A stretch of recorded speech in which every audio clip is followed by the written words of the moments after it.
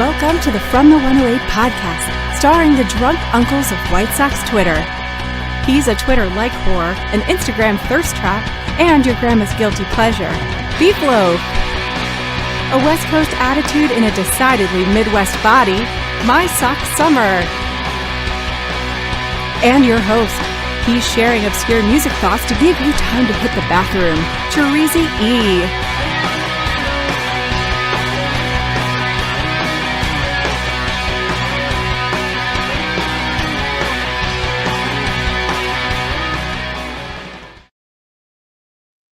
Thank you, Chorizy. Welcome to the From the 108 podcast. Get ready for some baseball, beer, and bullshit. Remember the drinking rules. If BeefLoaf says allegedly, or that he manifested that, you drink. If MySoxSummer talks about the gym or tells us he simply did not have time, you drink. And if I talk music or Star Wars, you drink. And of course, you can make all of us drink for just $1.08 or more, preferably more. But speaking of drinking, fellas, because I know none of you are on the quest, what are you drinking? What an asshole. BeefLoaf, what are you drinking tonight? I'm not on the quest. I'm drinking some gin and tonic. Got a little Bombay. Yeah. All right. I realized I had drink the Tonica around here. Got a bunch of limes, man. We're gonna have a night. A little gin. Ooh. Enjoy ourselves tonight. The taste delicious. I got the glass on it that says turnt. There we go. That's always nice. You know you're gonna do well with that. So cheers. Did you get your limes at Cermak? I think they were 10 for $3. Yeah. You know I did, baby. 10 for Cut 10 up cents. Cut up about 3 of them. So I gave 3 of them over here. I gave little sis Summer the bag and guys like, get over there and get me 5 limes, man. I don't need 10, but give me 5. No, so she did. 10, man. She did. She's like, what are they supposed to feel like? I'm like, it don't matter. All of them are fine. Like if your finger doesn't go in it when you squeeze it, it's They're fine. Yes, it doesn't turn to mush in your hand. It's fine. Absolutely fine. MSS, what are you drinking? So tonight, because in honor of the playoffs going not the way I wanted them to go, I'm drinking the E.H. Taylor Red Label. Waiting for the Camo Silver, baby. One of my favorite. Camo Silver. You know what? I just totally forgot about even trying to apply that. So I apologize. I think I had it in my mind last night, and then I took a 10 bag and I forgot about it, and I did not think about it all day today. So I apologize. I will still look for the malt liquor that will probably make me sick again. My stomach is back, so that's why I was like, let's do some brown liquor tonight. So oh boy, that's what we got. Chorizo, what are you drinking tonight? I fell back into some Modelo's here. So I was like, you know what? It's been a long day. It's been a long 36 hours. So I needed some a little spice, a little extra flavor for me tonight. So like that's how we're rolling tonight. Yeah, it's a comfort, you know. I also was very worried about drinking hard liquor tonight. I was like, beef that bottle of tequila that we got like halfway through. I was like, man, I could really put a hurting on that tonight. And I was like, that's a terrible idea. That is a terrible idea. It'd be a bad morning for you if you do that. That's funny. Absolutely. MySoxSummer, how you doing tonight, man? I'm doing good. I thought I had some banter.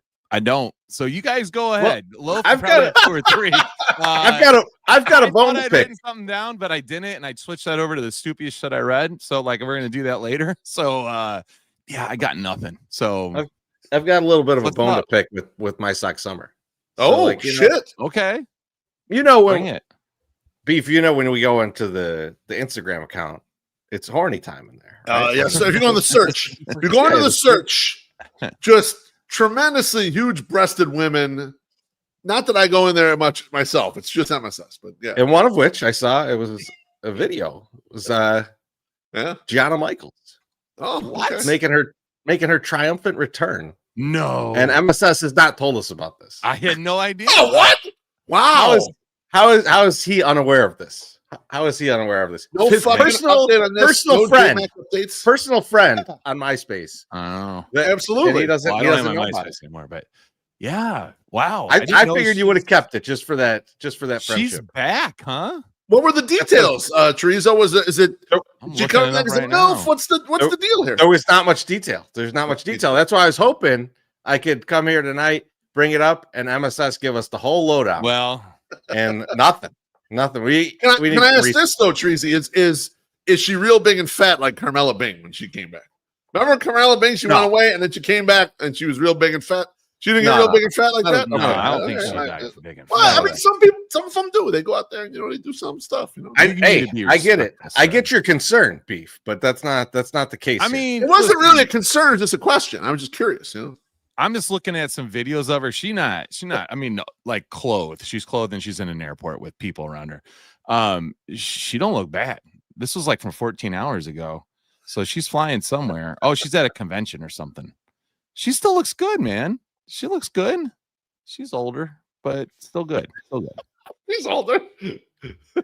Let's get this drink real quick from Gordo. He says, "Cheers, boys, and the drug addict." So I think that's you. Thank you, Gordo. Appreciate you. Bless your heart. I like that Gordo checked in on White Sox Dave's live stream. Yes, Wonton Don when they were walking 20 miles from Indiana and asked when they're going to do the 200 meg.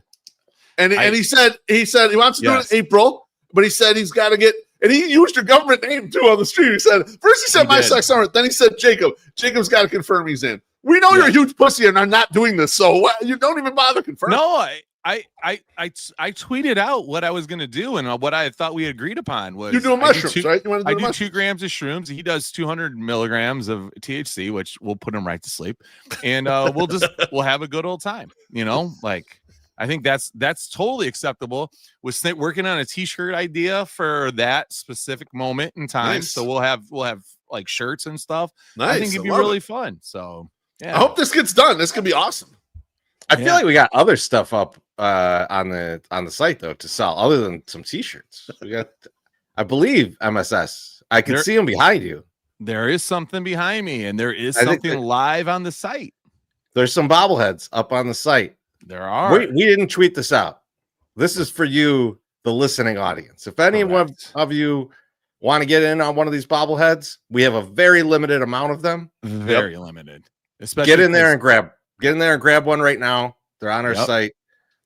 You can go to FromThe108.com and click on the merch button, or just go to 108.ing/merch. You'll get there, and it'll you can buy one of our bobbleheads for a very, very limited time. Super limited. Listen, super. Get in there. If you really want one, get your ass in there immediately, I would say. Big Cartel will not let me limit people to buy just one. But I will tell you this. If you buy more than one, and I will see it, I'm the one that packs it up. I will delete your order and then put your bobble back in and let somebody else buy it. So don't be an asshole. Just buy one. Limit one. One. Because you know what? We've had a lot of requests, and we need to get these to the people.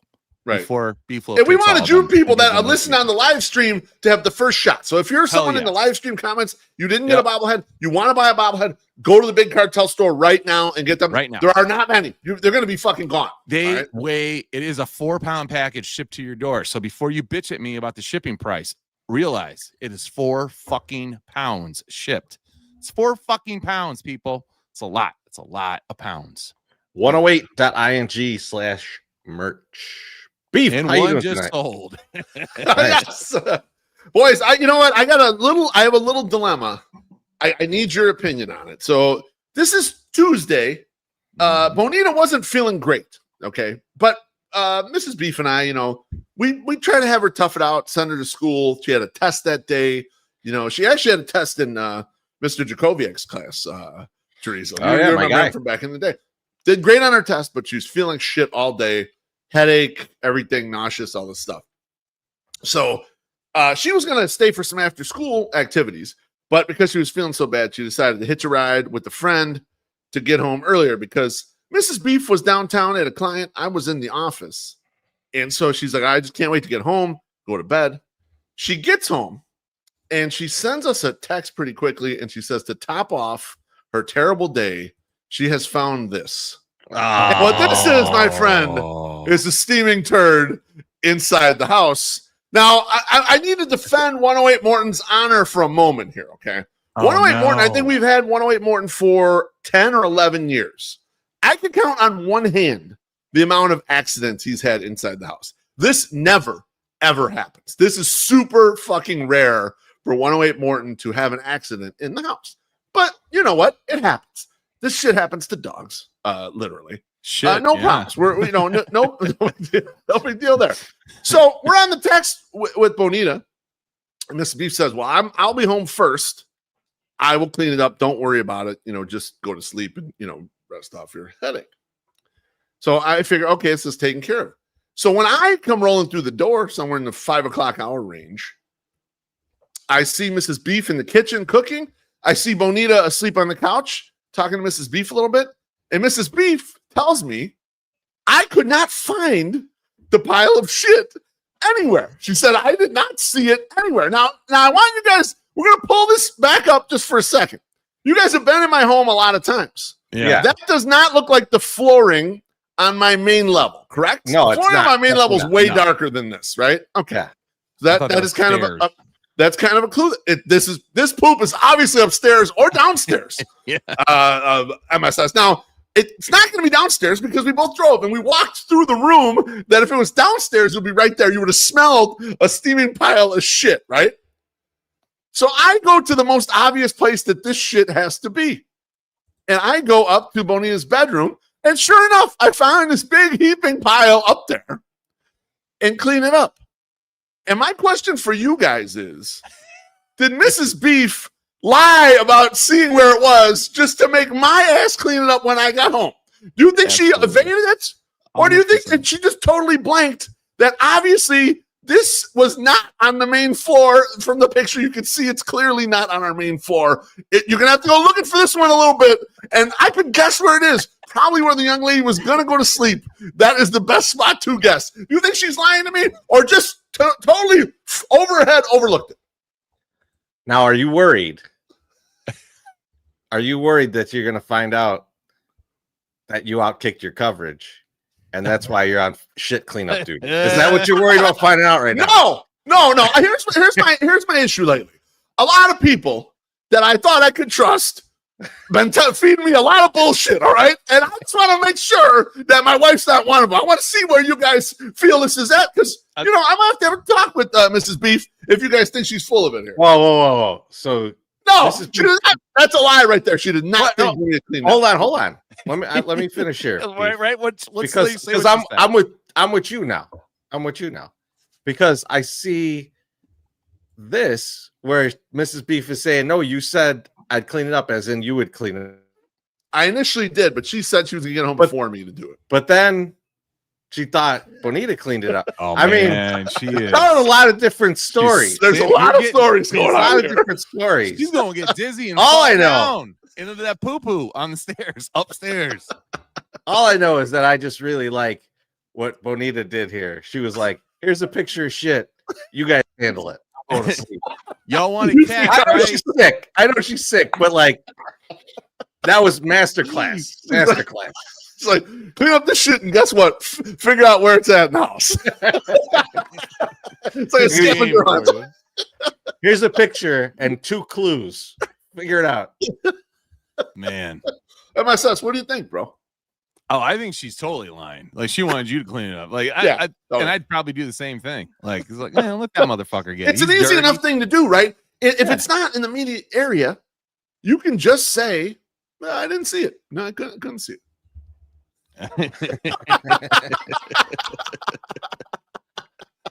Come on with that serial killer. There's nothing to defend. I told the entire story. What are you going to defend? You've been in the comments telling 20 different stories over here. We know what happened, okay? It's okay. Just fess up. You don't want to clean up the poo-poo. That's okay. It's not really that big of a deal. I like the move. To be You're honest. the one that wanted a dog anyway. Come on. Chorizy, how are you doing, my friend? I'm tired. So yesterday, probably like, I don't know, like 5:30 or something, I'm at work and I'm down where I'm like realizing I'm going to have to be up at 1:30 in the morning for work the following day. Right. Oh, shit. Yeah. So I'll have to get up at 1:30. And as that's happening, I'm getting an email because, as you two know, and probably no one else in the audience knows, is that I bought a house today. Right? Congratulations. Yes, you did. But I get an email as I'm figuring all this, oh man, I got to be up fucking 1:30 in the morning, all this shit. And I think everything is done. I've already wired the money and everything, like the closing costs and everything. Yeah. I already wired the shit. I'm done, right? I just got to show up tomorrow, sign some shit. Get a goddamn email as I'm finding this out, and they're like, yeah, the seller doesn't want to pay for the taxes on the house. And I was like, yeah, I don't want to pay taxes either. They're your taxes. You got to pay yours, motherfucker. Yes. Yep. That's right. So I'm like, what the fuck is this? And I got the walkthrough, right? Like, so I leave work, I go do the walkthrough, and I get there and I see the selling agent, and I'm like, what the fuck's going on? She's like, no, you're good. I talked to the seller. It's all fine. It's all fine. Get there this morning. Now me and Chorizy are like, all right, everything's sorted out. We're good. Get a call from our lawyer, and he's like, guys, if I'm calling you, it's not good. It's not good. Yeah, you don't want to hear from him at all. And so we had to sweat it out for a good 30, 40 minutes in there, right? But I've been up at this point 8 hours. I'm 8 hours into my day at 9:30 in the morning. After like 2 hours of sleep or whatever, 3 hours of sleep, something like that. 2 hours, yeah. Like 11 to 1, basically. Oh my God. And Jesus. I'm on the phone with this lawyer, and we're just like going through all the different scenarios. I was at I was about to walk. Yeah, I would have. We were about to walk. We were just like, we're in a situation where I was like, fuck it. I don't have like $30,000 to just throw in the pot here. So like for nothing, no value. No value whatsoever. This is just you're putting it in their pocket for no reason. No, they want the money. Yeah, they want the money, not me. 0% chance this is happening. And so we hang up with him, and we're just sitting there like, well, this is a trip downtown. We're just sitting in a conference room in the middle of fucking downtown. And then all of a sudden, everything was fine. And we got everything done. They bluffed. So they tried to bluff. So I'm like, man, all right, we're gonna go down there, go in there, and then I'll come home. I'll take a nap. Work had other ideas. No. I have not slept, man. I laid down on the couch for like 15 minutes, and it was like, nope, we're tagging you back in. I was like, we need you. So, oh, dude, I'm feeling pretty good right now. I think I've like worked past like the being tired stage where I'm just like, I'm up, but I'm a little worried that I'm on autopilot because I saw a tweet right before this, and it was our guy Sammy P, and someone was like calling him the R word, right, and like yelling at him and stuff about like being rooting against the Cubs or something, and then the guy responds to him again, and it's like nice, and it's like, and then puts hashtag still a fan. And like, I was like, this is he didn't say like, hey man, I'm still a fan of yours, blah, blah, blah. No, he just put hashtag still a fan. It was, and I laughed really hard at that. And I was like, I think I'm just delirious at this point. It's pretty funny. Chorizy, I'm not shocked at all that you were like, fuck it, I'll walk away from this deal right now. Because I remember when you were buying your first condo and you're buying on the short sale. And if one fucking detail is out of place on whatever you were looking at, you're like, fuck that. I'm not buying. I'm buying when I'm absolutely fucking ready to buy. So like, it didn't shock me one bit. But there are some fucking sellers that will try to go that way. When we try to buy the place that we're in right now, this is Beef and I had a number in mind, and that was what our offer is going to be. The people were losing their ass on this place. They paid a lot more for it than what they ended up selling us to because the time they sold it to us was like a housing crisis.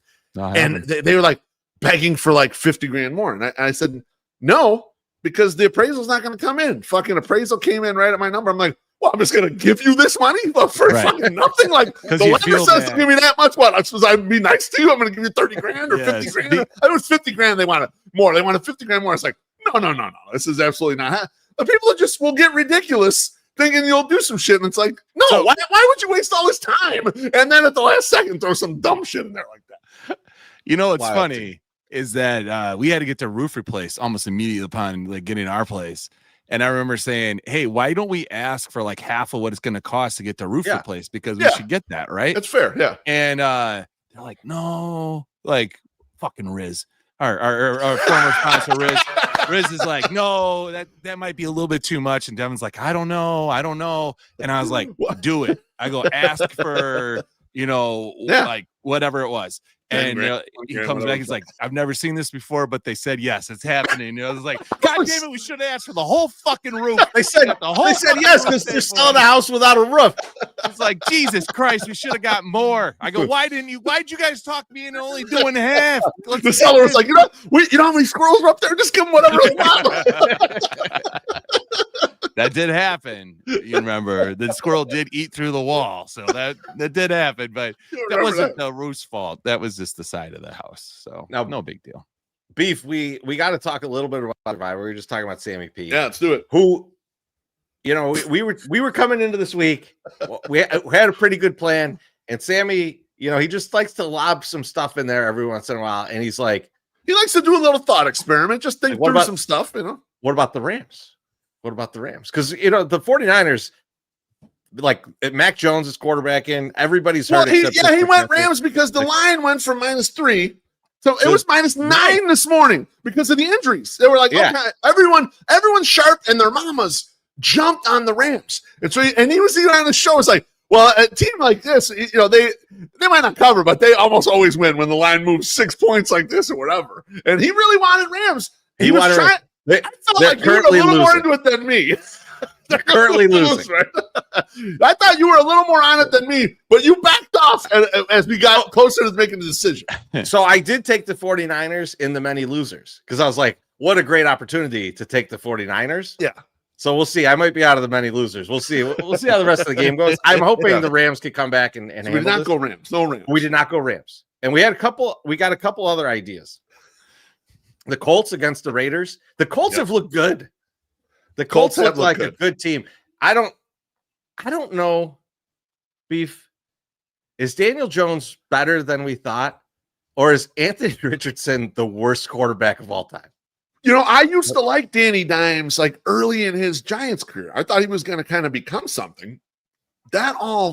He washed out like a motherfucker. I mean, he washed out so bad that they went and said, Russell Wilson is a great idea to start the season. Like, that's how bad the dude washed out. And so I thought, nah. And then the Vikings picked him up at the end of the year last year, and like, he ain't shit. And then the Colts have just been doing this thing where like, they don't believe in Anthony Richardson, so they just pick up a random starter. Like they had Joe Flacco. Now they got, Danny Dimes. I don't really believe it. So it does scare me a little bit. It does feel like this is the week that it happens too, right? Like the Raiders beat the ever living shit out of them, right? Like, so I'm a little hesitant there. And then the other one, another one I should say, is the Cardinals. Cardinals going against the Titans. The Titans might be the worst team in the league. Like I think we all thought it was going to be the Saints. Yeah, no, it's the Titans are atrocious. They're just a terrible team. Just atrocious. But I never trust Kyler Murray. Like I can't trust him. I can't trust him because he's feast or famine. No, so you know what I like Kyler Murray, Chorizy, when they're playing the afternoon game and they can even be on the road. I don't care if they're at home or on the road, and they're like a plus 270, and like no way they win this. I can't wait to get money in on Kyler Murray because he's so volatile. You're right. He might throw 4 touchdowns and run for 2, and next thing you know, they beat San Francisco at home or some crazy shit, right? So, like, he's capable of that. He's also capable of laying a gigantic fucking egg against the Titans and letting them get their first win 13-10 or something. And I don't know that that's going to happen, but it smells like that's going to happen. Yeah. I almost want to parlay the Raiders and the Titans on Sunday. But that leaves us with one other team that we thought about. And then I saw their goddamn jerseys.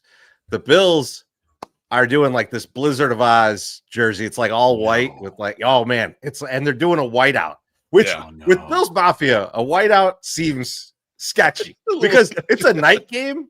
They're going to be out there all day. Like half of these white shirts are going to be covered in puke.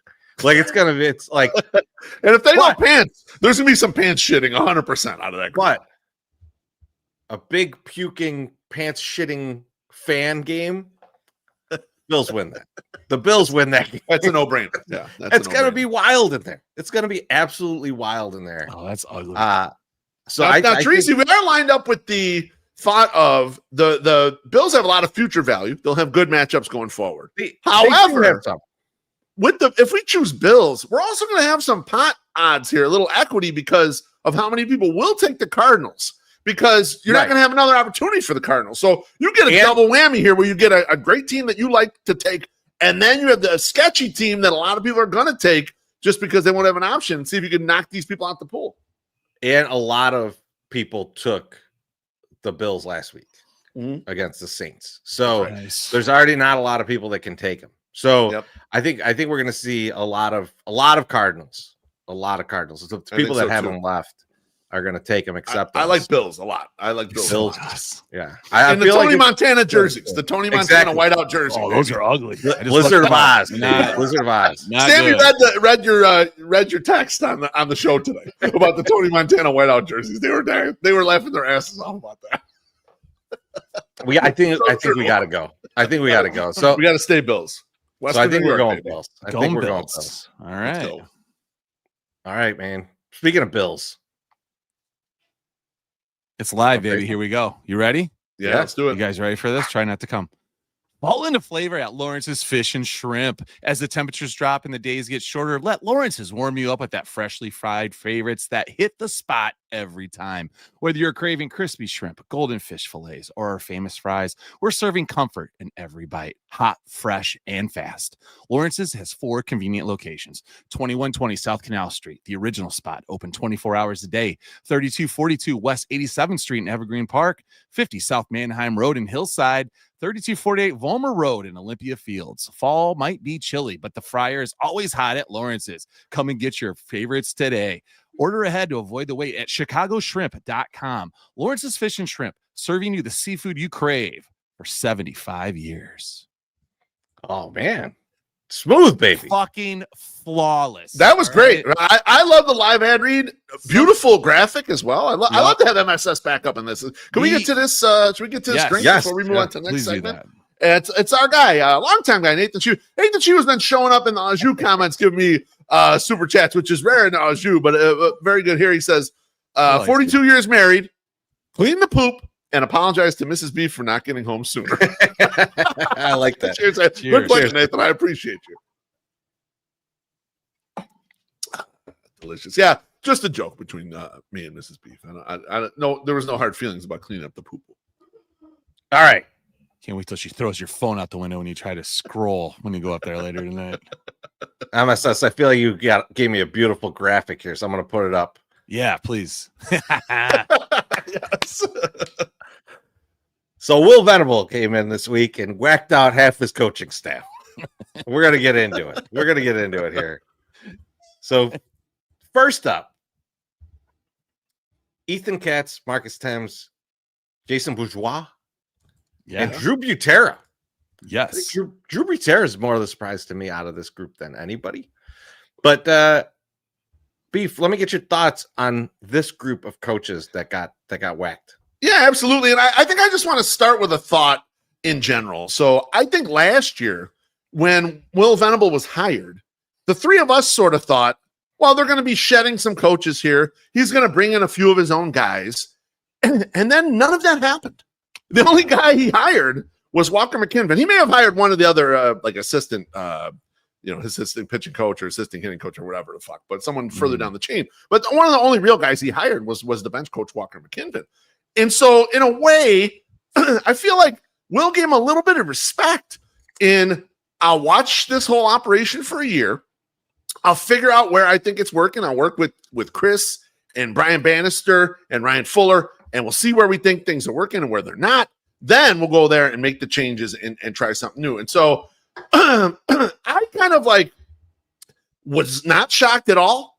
It's been slower than expected. And so I don't know. What do you guys think about that portion of the thing? Even before we get into the individual firings, it's just it was, they took their time with this, He didn't have any of his guys. I mean, I was correct. I was more surprised last year that he didn't have any of his guys than this year that he's making way for them. Right. So I agree with you. I felt like they gave him a year to figure it out and feel comfortable and know what he needed.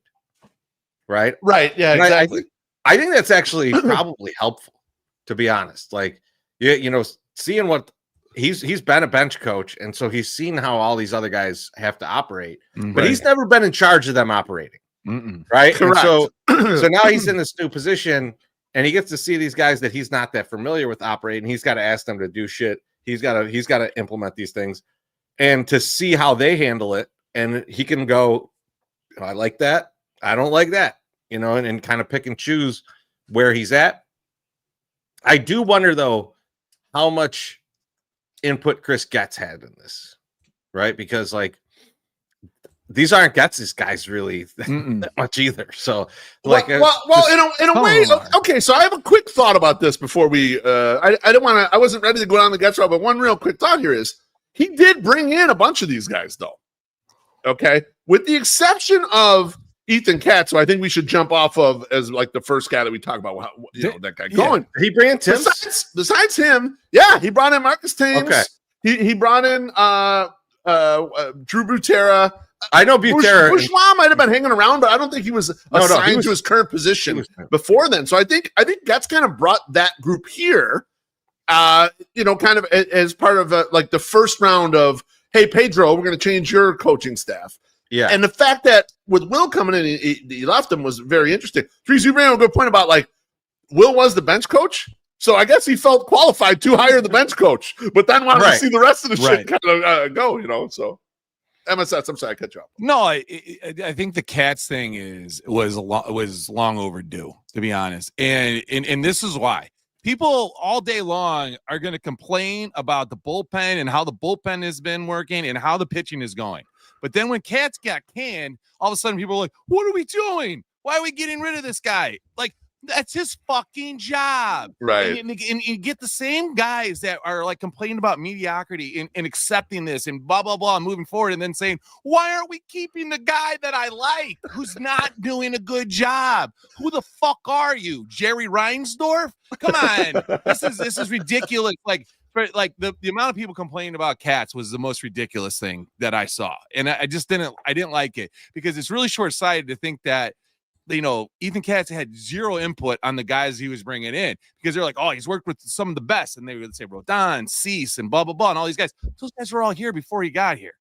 And then, they bring in these other people like, well, they just gave him shit and he can't really do anything with the shit that he was given. It was like, he probably helped pick the shit, guys. Like, let's not think that like he's been on a position like on the staff for this long and has absolutely no say on who he's bringing into his fucking bullpen. They're like, well, they just told him he had to do this, and now it's unfair.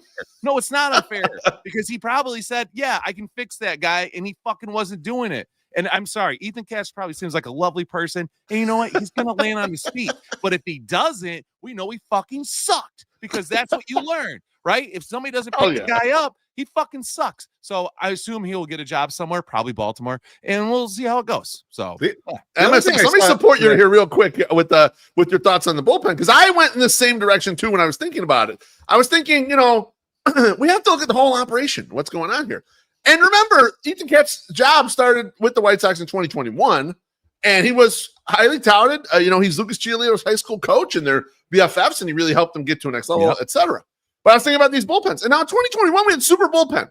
You guys remember that, right? Super bullpen in 2021, 2022. Oh, yeah. But the bullpens have never really been good, even when we had the super bullpen. And now someone will look up and say, oh, in 2021, they were 4th and 5th out of the bullpen. In 2022, they're 8th and 5th. And that's fair, okay? They were 19th and 5th this year, so not terrible. But when you watch the bullpen, you realize that they weren't good. And let me pull up a metric that talks about, that goes strictly for the leverage of the 5 years that Ethan Katz was here.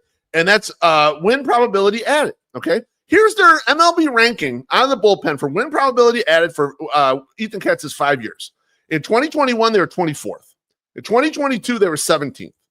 In 2023, they were 24th. In 2024, they're 30th. And this past year, 30th again.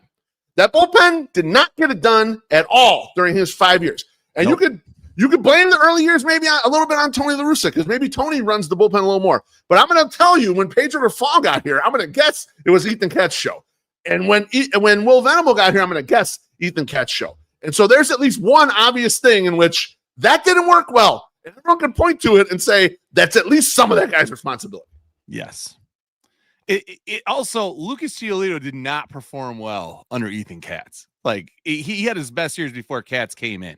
And he had the bad year in 2022 that killed them. Yeah. That's just what was so weird about that, because everyone improved, and he did good with guys that had talent. He did really good. Like he got him up, he fine-tuned him, he fixed them. He Coop fixed them, but he did not Coop fix the guy that we expected him to fucking fix, which was Lucas Giolito. So I don't know.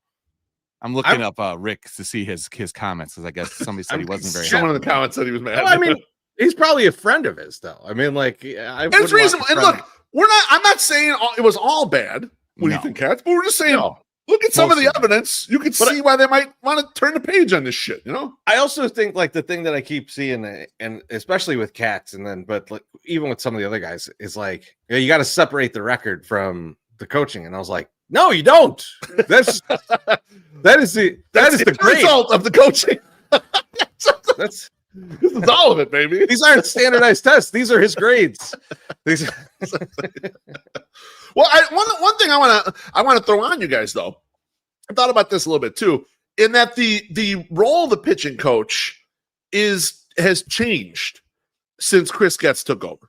Now, when you think back to the Ozzie Guillen era of the White Sox, the pitching coach was Don Cooper. Don Cooper was the czar of pitching. He was fucking in charge of everything. And Ozzie will even outwardly say, Don ran all that shit and made his life so much easier for doing that, right? And I think by the time, with Ricky Renteria, he was kind of still in that role. There was no one overseeing it otherwise. And when they went to Ethan Katz, it was Ethan Katz's job to pick up all that stuff. But when Chris Getz took his job in 2023, in August of 2023, he shortly after hired Brian Bannister. That became Brian Bannister's job. Oversee these guys. We're going to fix that guy. We're going to do this thing to tweak this guy, whatever. And now Ethan Katz's utility for that stuff has been limited. It's overruled, superseded, whatever. And he's got to just be the tactical running the day-to-day shit. And the day-to-day bullpen sucked. And I saw my guy Wendell put a tweet out there, and I looked up the stats on this too. And their defense as pitchers sucked. They could not field the position well. They were one of the worst in the league. So some of the day-to-day stuff that we could see was bad. So who knows what other shit that was running the day-to-day operation he just wasn't good at. But he was good at some of this other stuff and helping out, helping Dylan Cease get to where he needed to get to and helping Carlos Rodon. And we can't take away any of those successes, nor we want to. But you got to look at it deeper. It's like these guys' roles are more than just that piece right there.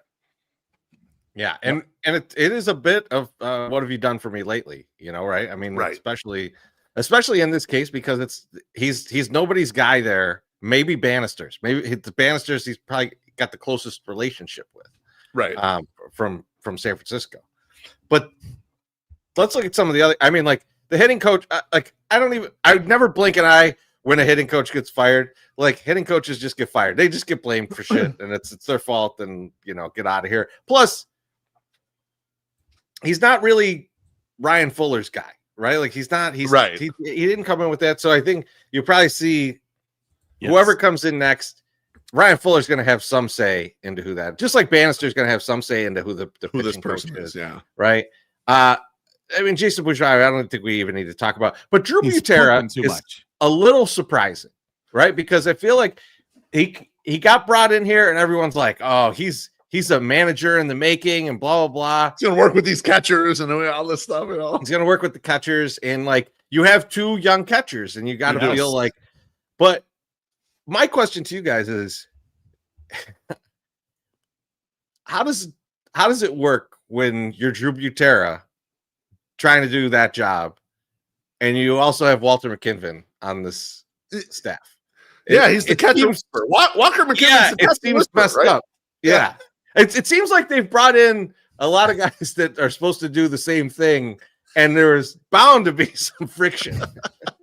Well, okay. Let me take one step back here on this, because I do want to dig on Drew Butera. But when you look at Drew Butera and you look at Marcus Thames, you're looking at guys that they brought in with the Pedro Grifol staff, but a little bit with the eye of how do other teams do this?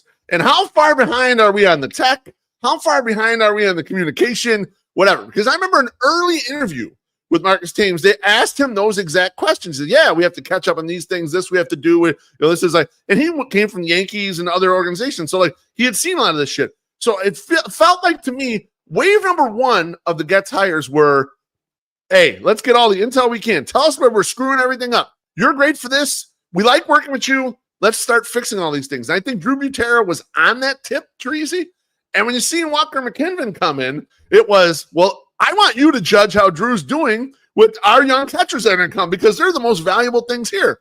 And I just wrote a blog at FromThe108.com. I posted it this morning. It's too long, didn't read. If you guys don't feel like reading for like 10 minutes, never even fucking open it. But what I talk about is team defense. And the White Sox catchers were not good on defense. They were some of the worst on defense, terrible at framing, especially Edgar Carroll.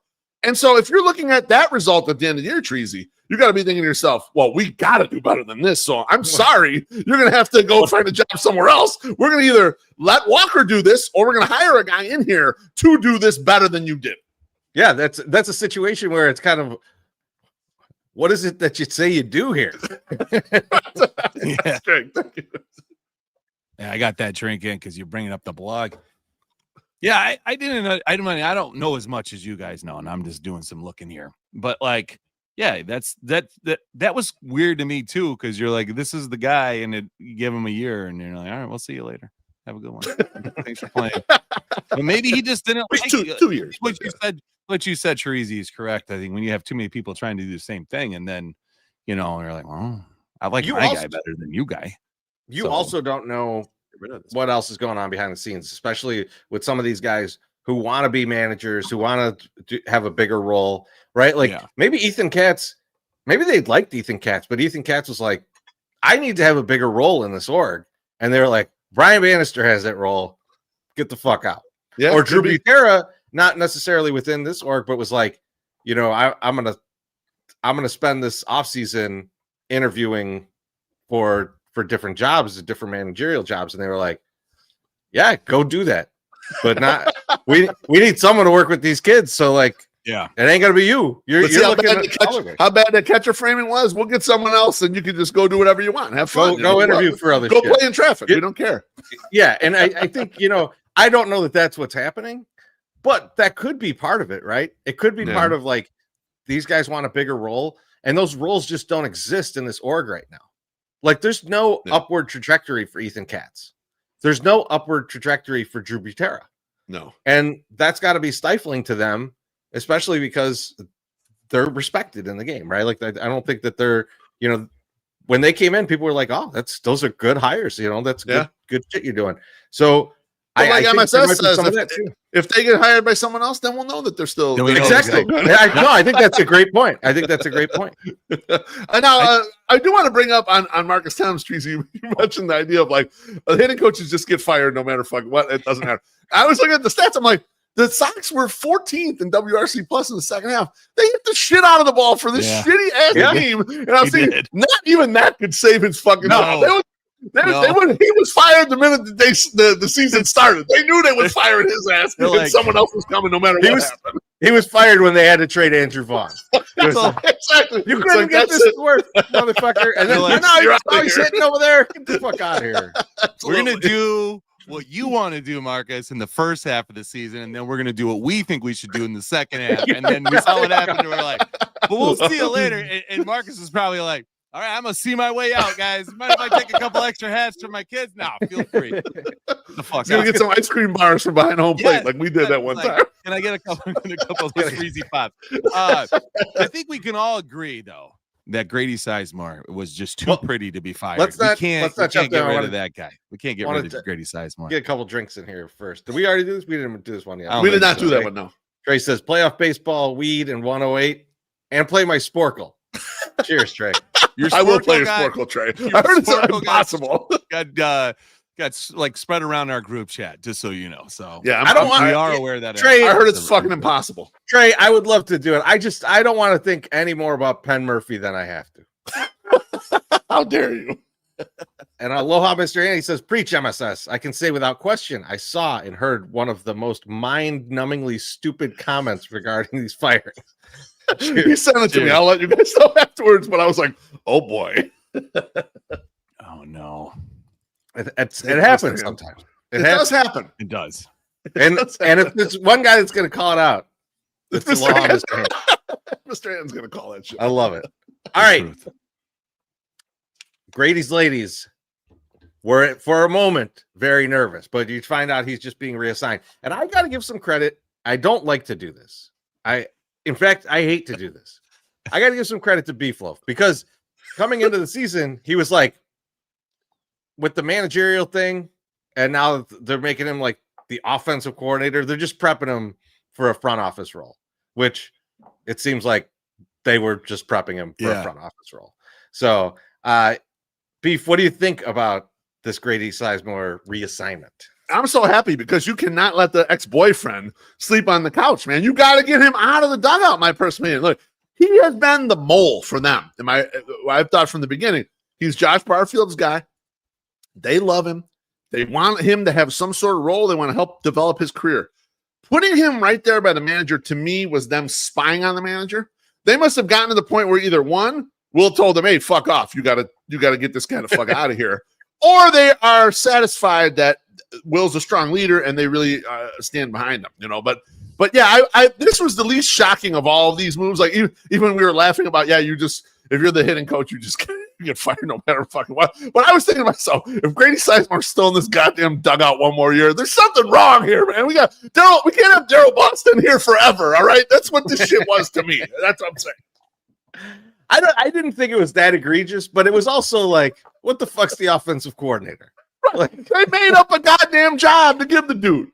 They should have had him. Like they should have made it ridiculous and been like, okay, you're the offensive coordinator, and had him up in the skybox like they do with the football offense coordinators with the headset, like really locked in on everything. No, this is the real reason. This is the real reason he got reassigned. Mrs. Beef says the 108 wives got too close to him and they needed him to exit because they were hooting a little bit when we were on the field. I thought we were going to get in trouble for that shit, man. Yes, they didn't even see the pitch. They didn't. Chorizy was like, that was a great pitch. I was like, that wasn't a great pitch, and she was just looking at Grady. They were checking on Grady, man, and he was standing up there being all handsome for sure. Yeah, it's all Grady. He is a handsome dude. He's very handsome. Admit it. MSS, baby. What say you? No, I already said it. I forgot this was the next step in this thing. I was like, we're not going to talk about Grady, and I have a good bit. And then we're going to talk about Grady. And we did talk about Grady. Yeah, he's just too pretty. He's too pretty. You can't fire a guy that's that pretty. Like you got to keep him around. You got to make sure that he's around. And he seemed fine. He laughed at us. He thought we were funny when we were like, he thinks we're funny. We're yelling at Will Venable. To get a fist bump. Yeah, I thought we were going to get tasered. We were trying to get close. You and I were trying to get close to Will. We wanted to talk to him. They were like, well, if you make eye contact with him, and you and I were like this. We were like those little bat animal things, they had those big eyes that sit there and just eat like cocoa leaves. Is Grady Sizemore basically Tony DeMimbo from Seinfeld? Well, so what I want to ask you, just a cool guy they want to be around. Probably. So that's what I want to ask here. Is he cool enough that, and like people like him enough that he's like that engaging that he can go out and recruit free agents, that he can make a difference in the visit to a free agent and say like, you should really come play with us. We got this going on and that going on. Because when Gene Watson talked about Josh Barfield, that felt like that. Yeah. Right. It felt like this guy's a closer. He could sell you on what the situation is going to be. And he's going to give you the situation that you're going to get. And you're going to be comfortable. Yeah. Is Grady like the cherry on top of that? Are they going to tag team in there and like just bring in the most handsome players in the league? Is that like, are we got a real handsome group coming in or something? Didn't Josh Nelson, when he talked to Gene Watson was like, well, having Jim Thome come with you on these visits like buys you more time because they get distracted by Jim Thome like doing magic tricks and showing off his huge like naturally created arms. Yeah. And then like so naturally. Like it's got to be even better when it's like a really hot dude like Grady Sizemore, like just chilling there, and they're like, oh man, we got to go talk to Grady. Like he fucked this girl in Playboy.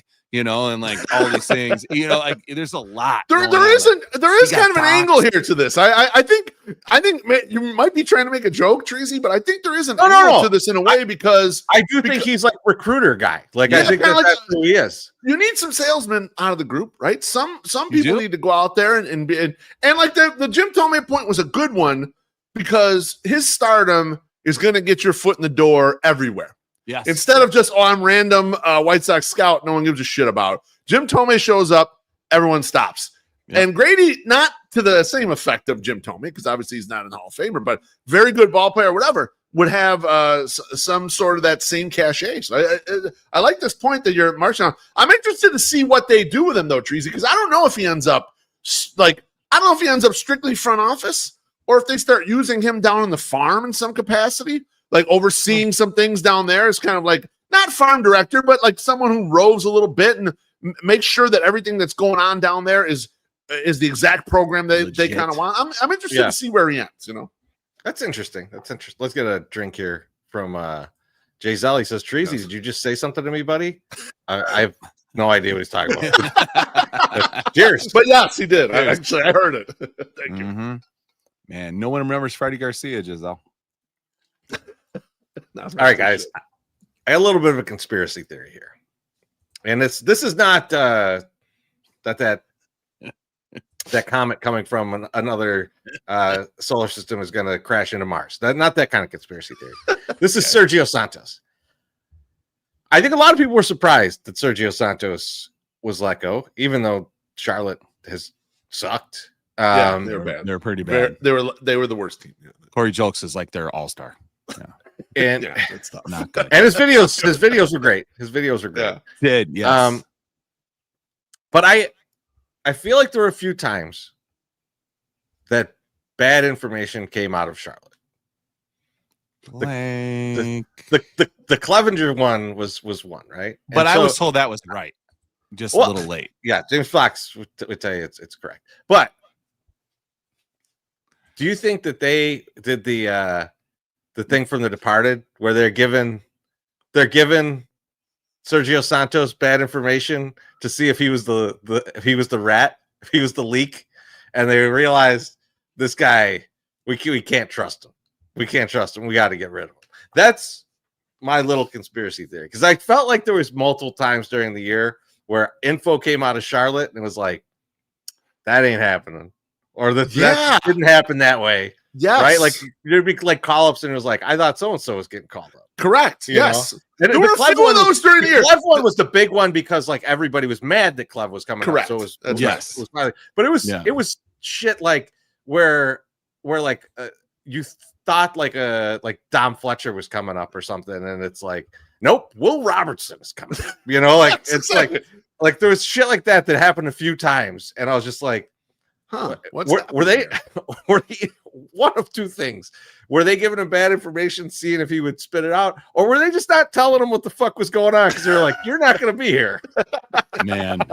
I mean, either one of those could be right, Chorizy. It is funny though, like the path of Sergio Santos to where we're at right now is interesting because in 2024 he's the manager of the Birmingham Barons. They win the championship for the first time in like forever, right? Yeah, he's a savored hero. He gets promoted to AAA, the Charlotte Knights, so he's going to be there with some of your close prospects, people that are very important. And they have him as part of the marketing team, the promotion team, like doing these videos from when these guys get promoted that are so emotional and people are loving them or whatever.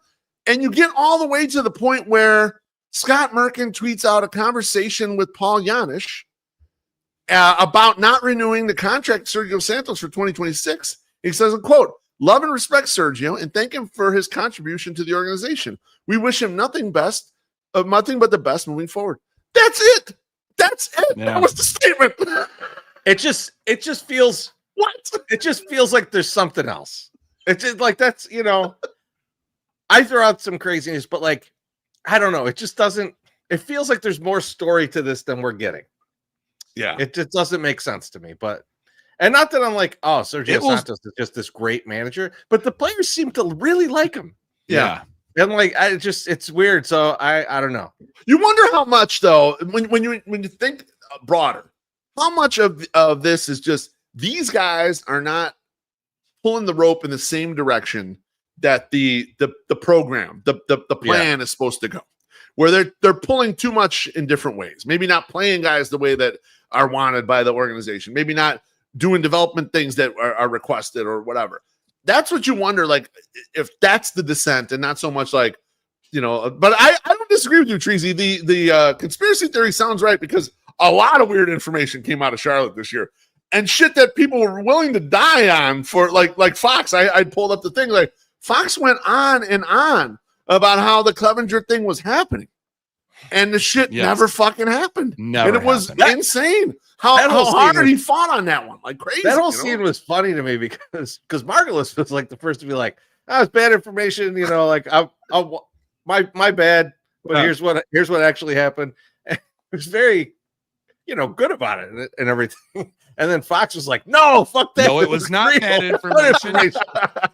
This is happening." That was awesome. I kind of like both. I kind of like both, right? Like Jim just being able to be like, "Hey, like I got it wrong. That's my bad."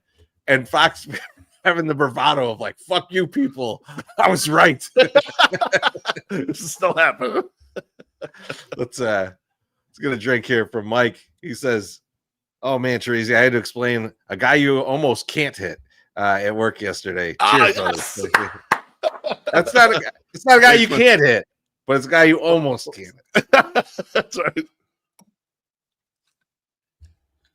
Boys, before we jump off the subject of all the firings letting go, how on God's green earth did Justin Jerschley keep his fucking job? Because he is a hot guy. He was supposed to be like manager in waiting. Somehow he ends up brought up with the group where they hired all those people in, where they changed over Grafal's staff. Third base coach, still here. He survived this purge. I'm shocked. Are you guys shocked that I'm more shocked he's here than anyone who got fired? I was like, how the fuck you stay here? What did you do? Maybe he's just he's new enough that they're just like, we'll just leave him there. Like, he's not new though. He's been in the org forever though. No, he managed all the way levels up. He's only been up with the team. What is it? This was his first season with the team. Right? He had 2 years. So everyone from that group was a 2 year, except 2 years. Katz was longer. But because they were here for the 1 year Grafal in 2024, and then they were here for the 1 year of Venable in 2025. Now, let's not look past it. Maybe, Justin is the guy that goes and gets coffee for everyone in the morning or something. Like maybe he stops off and does the errands or something. Like maybe he has the real glue guy or something. Yeah, maybe he proved his worth by doing something other than not telling people to run the home and maybe stop or just being terrible at making decisions of sending and holding people. Like maybe he did something to prove his worth. Like Timothy Maher says he was like, "This just in, I'd really like to stay on." Maybe beg for his job. And they're like, "All right, fine." So maybe he's real cheap. Maybe they're paying him like $40,000.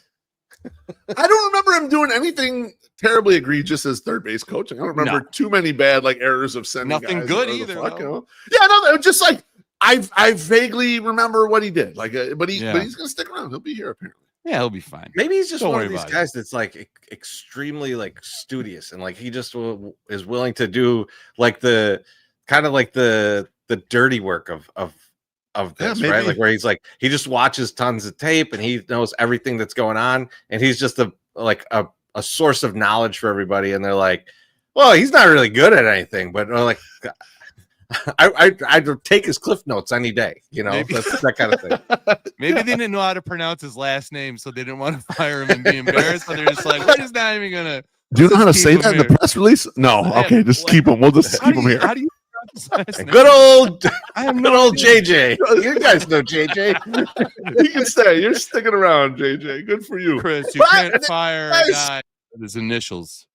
These motherfuckers made work of my mafia tree here. Look how many people I had to X out. I got to move Sizemore. Although Sizemore may stay up there somewhere. I have no idea where he's going to end up being. I just had to pull him down there for now. But Jesus. He's just a face now. He's a face. He's just a face. Exactly. MSS, you want to take us into the next segment? Yes, I'm going to do something fun, folks, but you're going to have to stay with me a little bit here.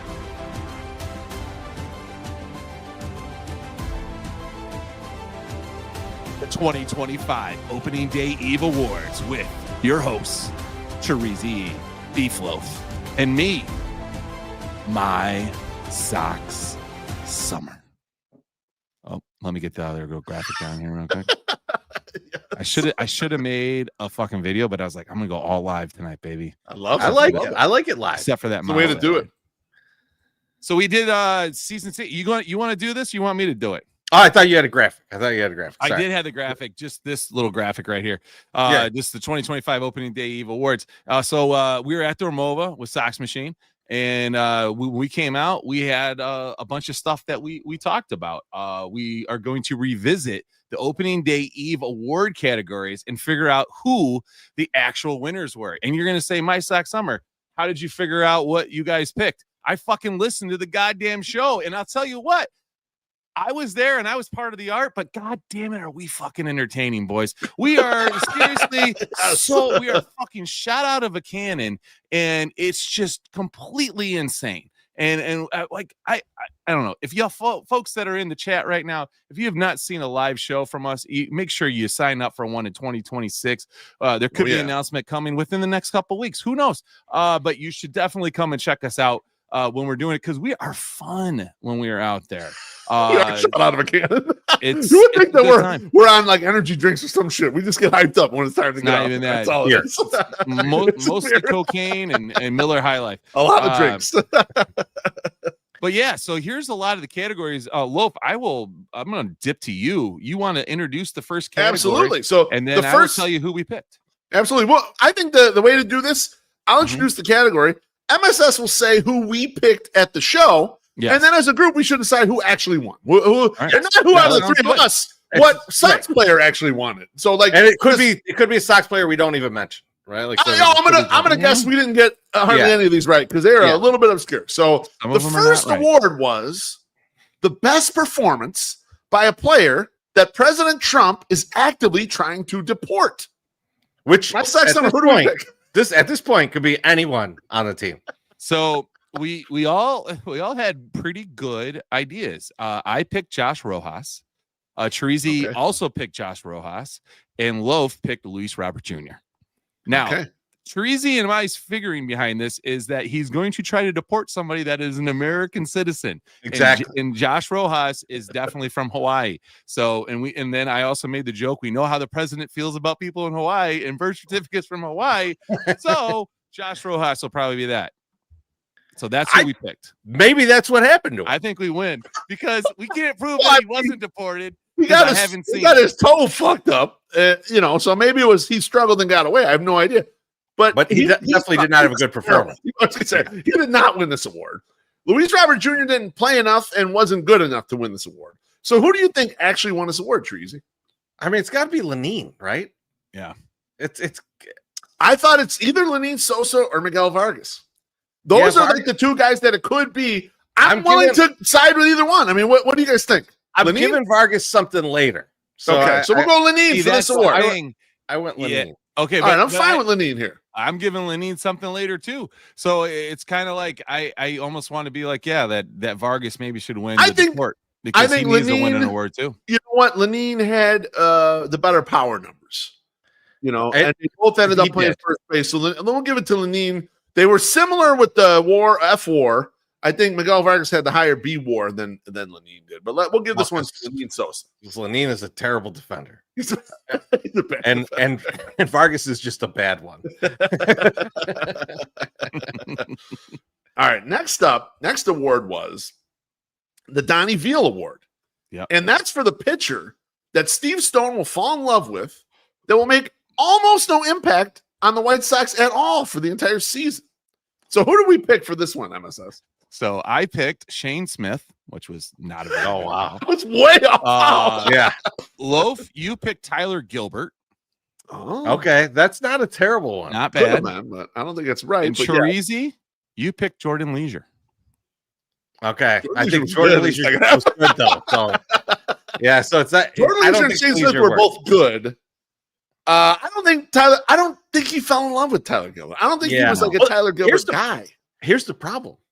Here's the problem with this one is normally I would hear a tremendous amount of Steve Stone in a season, but he didn't travel a lot. He didn't. And we're at a lot of the games. Correct. Yes. At home. So we missed a lot of home broadcasts. Little Steve Stone. But I will say, if I'm looking at the way that people on the internet that love pitching and talk about it all the time, a guy that I thought of here is Brandon Iser. Because I don't know that he did anything that I really found exceptional this season. Like, I don't think he was a big impact player, but I feel like a lot of people were like, I like Brandon Iser. I really like this dude. So I'm putting him there just because I don't have enough Steve Stone material from the season to guess who he was. And how about you? What are you thinking here?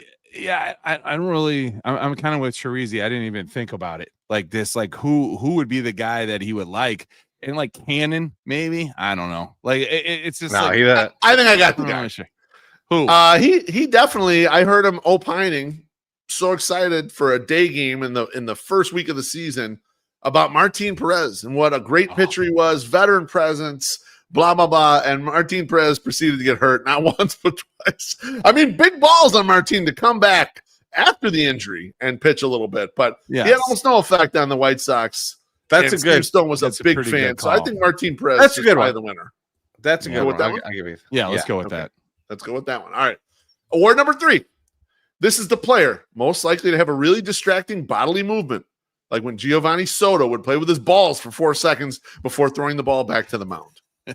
That'll elicit a lot of laughter from the crowd when we explain why this was. I picked Davis Martin, mostly because I said that his hair was now longer and he was going to be fucking with his hair all the time. And you guys both picked Mike Clevenger. So that you guys both said that Mike Clevenger looks like a guy herky jerky, like he's very fucking twitchy, spasm every time he's up there. Now, had our guy Foxy been right, you guys probably would have won the award because Clev would have got up. You would have won, but he didn't play enough. But he never played. So or if they would have given Hyro early in the year, but he was terrible. If Hyro would have got a chance, Iriarte, he would have got a chance. With how flexible he is, he's like Marilyn Manson out there, you know. Like you don't even need surgery; he can get in there. And I think that probably would have been distracting. Let me throw one at you guys. All right, let's hear. I got from the beginning of the season because this corrected itself later. He still stunk, but he got better in the outfield throughout the season. But remember at the beginning of the season, when we'd be watching Andrew Benintendi, when they would actually play him in the outfield at the beginning of the season, and like the ball would be coming, and it would look like it was almost going to hit him in the face, and he'd like just grab it like out of like a child playing the outfield. Yeah, that was distracting as hell. Like I was like jumping when I was like, don't get it in the face. You know, it was like he didn't have his contacts in, so he couldn't see it. It goes right there. Exactly. He just got the laser surgery. It hasn't taken yet. He didn't wait the right amount of time, so he didn't stare directly into that laser.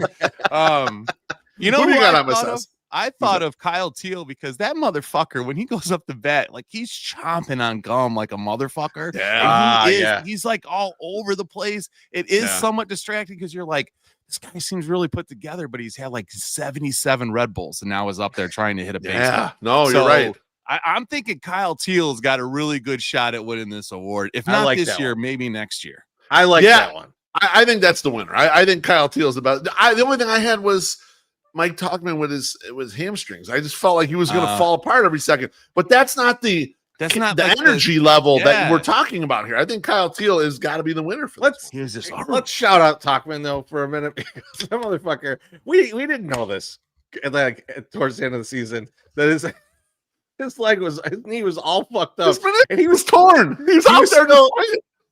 He was still diving for shit and stuff. He was. And I feel bad because there's a couple times where I was like, he dove for that. He didn't even have a chance at that. And it's like he dove for that and he had a chance at his leg falling off.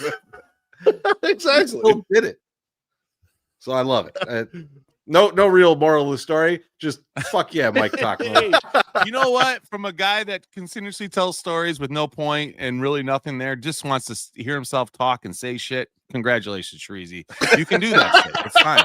You can do that. Don't worry about it. You just won an award right there, Chorizy, from You won an award. You won the MSS. I won the MSS. And then go nowhere. Story. Just keep talking until everyone feels uncomfortable. That's all. All right. Next award. Wait, next what? award was the White Sox player that plays so good during 2025 that we intentionally add an S to the end of their last name, like the Jewels. MySoxSummer. Who do we pick? Good We were nowhere mostly, close. Were we? Mostly because I fucking nailed it. I was Sosa. And the crowd fucking booed me when I said Sosa. I said, I know this is crazy, but this guy's going to have a good year this year. And they said Lenyn Sosa, and everyone was like, boo. You know what the problem is, though, with Sosa? Sosa's is kind of a tough It's weak. It doesn't, it doesn't roll right. That's the only issue. You nailed that he had a good year, for sure. It don't matter, but because that's what I picked the right one. Loaf, you went with Davis Martin as Davis a guy. Martins, yeah. And Martins would have worked, but he did not have a good year. Chorizy, you mumbled something, and I don't know exactly what you said. So I just said the dark because I think you said Davis Martin too. Like I think you were in on Davis Martin, but I'm not exactly sure. And the crowd yelled Luis Robert Jr. was gonna have a great year. Roberts is the best name for the add to S. It's the best one, but he didn't have a good year. So he didn't have a good year. Yeah. Montgomery's could work though. Right. Okay, Montgomery's, yes. Because Montgomery's Ward. I was just gonna say you heard people say Montgomery's Ward. I know. I thought about this too. MSS, do you agree with the Montgomery's? Well, like to win it? To win it. Hell yeah. Yes, absolutely. Yeah. I still think I made a good call though with Sosa. You made a great call. No, you nailed the season.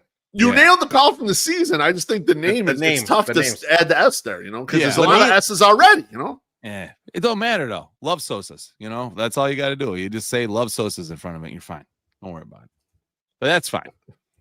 Okay. I'm gonna go with Montgomery because that's my boy. Colson Montgomery's. The girls asked me today, they're like, "Who's your favorite player on the White Sox?" And I said, "Probably Colson Montgomery right now." And then my daughter goes, "You know who mine is?" And I was like, "Who?" And she's like, "Chase." And I was like, "What the fuck? You're already hard up for this guy. You're in 4th grade. Stop." Yeah, my daughter likes Lenyn. Okay. Yeah, and she, when we were on the field, she made sure she got a picture of Lenyn. Really? Oh yeah. I said, girl, get over there. Get you a picture, girl. Hey, she got a picture. This don't happen all the time. We've only been down here once in 10 years, so you better get your ass. There, we get a chance to be out here. Yeah, you better make sure. That's easy. All right. Next question, or next award was, which player will MySoxSummer believe is playing well, but actually they got sent down to AAA a week ago? Okay, so we had wait a minute. Here's the MSL award. See, I don't have them in the right order. MSS award, I picked Davis Martin. Loaf, you picked Corey Lee. And Chorizy, you picked Lenyn Sosa. You said you'll have a few good weeks and then he'll get cut. I don't think any of these are correct. No. Because Corey Lee was, barely on the roster. Lenyn was good. However, Martin was never sent down. But when Corey Lee showed up in left field, I was like, "What the fuck is Corey Lee doing in left field?" So, we all were. We were like, I mean, then he makes a sliding catch, and we're like, "Yes!" And then he comes in, and the ball just biffs off him and goes flying. We're like, "Ah, fuck!" So what a Sunday that was! What a day! So who do we think actually wins this, Chorizy? I think you and I probably should decide this. Cannon or Burke? It's Jonathan Cannon, right? It's gotta be. Right, yeah. Because he said, well, here's what I remember from this. MSS has been a Cannon guy. And I think when we told him Jonathan Cannon got sent down, he didn't realize, he said good, because the last time he got sent down, he got better. He's going to make the adjustments. So I think it's Jonathan Cannon. It's Cannon. That didn't happen. That didn't happen this year. He did not get better after he got sent down. The adjuststants didn't take this time. It did not work the second time around. And that's probably why Sergio Santos got fired. It's probably because of Jonathan Cannon. That's right. He's a sacrificial lamb. That's right. All right. Next up. And thank you, MSS, for listening, because I didn't have these notes that we used these, because these last 4 awards, that's not mine. So this award is, which player will get traded and everyone will lose their minds. Okay, so the traded award, I picked Chorizy-E. Okay. Pat Loaf, you picked Davis Martin. Okay. And Chorizy, you totally mumbled, and I had no idea what you said. So I just had 4 question marks. I couldn't hear. I went back and listened to it twice. I could not understand what you said.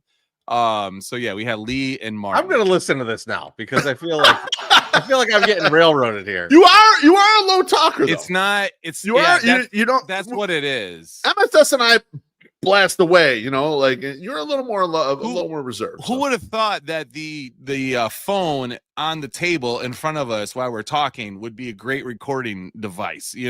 So I mean, it's not it came the best. Through pretty good. It did pretty good. Yeah, it's decent, but when you're trying to get facts, it's kind of hard. So who actually won this? Do you guys think? There weren't many trades. There wasn't. You think it's Andrew Vaughn? It's Andrew Vaughn because so initially people lost their minds in the way of like, thank God he's gone. And then he started hitting for the Brewers, and then people lost their minds in another way. And so I think if anyone created a tremendous mind fuck for the overall fan base, it was Andrew Vaughn getting traded. Yeah, you're probably right. Can't disagree. Right. Yeah, I mean it's definitely not Austin Slater. There was some people that wanted Adrian Hauser to stay, but a lot of people felt like just trade Adrian Hauser and get what you can get for him. That sort of thing. Yeah. Plus, he's got his award coming up soon. That's right. All right. So the next award is the Johnny Cueto Award. Yep. And that's the guy who have a standout year, and we will want to re-sign them. I picked Martin Perez. Loaf, you picked Austin Slater. Chorizy, you picked Michael Taylor and said he will have 15 home runs. Oh, man, I was close. Not bad. I mean, he retired after the year. Yeah, he did. The home runs, they're not too far off. I feel like people would have wanted him back too. I agree. Yep. Yeah. No, 9 home runs for Michael. He knew that too. So he's like, guys, I'm retiring. I don't want to come back. I can't do this again. No, please don't make me play center field again. My legs are gonna fall off. They're hurting right now. My toes. I can't feel my toes. Please. But I feel like we know the real winner. If Martin Perez would not have gotten hurt, we might have had a chance because we had Steve Stone loving him. We had everything like that could have possibly happened before he got hurt. Yeah. Who do you think, Chorizy? Who do you think the real winner is? Oh, it's because it's already happened. It's Hauser. Like people would want Hauser back. Like there's definitely like people would want that. Bro, it's Mike Tauchman. It's Tauchman who they love Tauchman, baby. Yeah. They love good one. But why are we getting rid of Tauchman? Tauchman's still here, technically. Yeah, I was gonna say so sign back is like you gotta just tender him a contract. Like you kind of have control of him. So I don't know if that technically works, but as far as like fan sentiment, they loved him down the stretch, and people were sad when he was missing the last couple games, and like, oh yeah, definitely bring this dude back. And even Cubs fans reach out and was like, man, he's the best guy to have on your team. Can't believe the Cubs got rid of him. Blah blah blah. So he has the fan sentiment. So I think those are the two, right? Good. I mean, like that's I don't know who we got to pick one. We got to decide. I like Tauchman. I like Tauchman too. I think Tauchman's fine. I think he gets way too much love, and everyone thinks he crushes like home runs like left and right, and he does not. Like he has many home runs. Patient hitter. He's definitely a good hitter. Solid patient hitter. That's apparently can play through a fucking injury. So let's keep him around. We got a drink here from Gordo. He says, "I'll trade you 4 pounds of shrooms for a bobblehead." Now, Gordo, only one of the three of us benefits from that. 4 pounds. Right. That's MSS. Unless MSS is going to get his ass out in the street and sell those 4 pounds, and then we split up the money. Like I'll let you talk about that on live. I'll let you make this deal, MSS. I'll let you make whatever deal you need here. But yeah, I'll have a bunch of stuff. I have some things. So wait, hold on. We got to get the drink though. I didn't even. I just took a drink. That's absolutely. Cheers, buddy. Delicious. Thank you. I don't know if I need 4 pounds. We'll see how I work through the ones that are in my freezer right now, which thank you. The Thrashers. We're going to see how the Thrashers go. I'm pretty excited about that. All right. What's the next one? I think it might be the last last two awards. So this award is the Chorizy Award, and it is the player closest to 75 home runs this year. Yeah, and we just brought up how people think he hits more than he does. Maybe it was 74 home runs. I don't know. No, he said 75. Did I say 75? Okay. Mike Tachman is who I picked. Loaf, you picked Tim Elko. And Chorizy, you picked Sosa, even though you also picked him as he was going to get cut a couple of weeks after playing good. I don't know. You got to hedge. You got to hedge your bets. You got to hedge your bets. And the hedge worked here because I was technically right. Tachman is hit 9 home runs. Tim Elko hit 4. Tim Elko hit 30 home runs, my friend. 3 home runs. You said he was going to hit 4. He had 30 home runs this year, right? Well, now 4 of them were with the White Sox, but he had 30 home runs. I'm not saying. Yeah, no. There's for some reason I put 3 next to it. I think that's what we picked that he was gonna hit. I'm not sure. But Chorizy, you thought Sosa was gonna hit 26 home runs. 22, right? And he hit 22. Yeah. I don't know how he did that in 2 weeks, but pretty amazing. good. So Lenine Sosa, winner. Well, yeah. I don't know if Lenine Sosa's the winner. So you want to give it to Colson?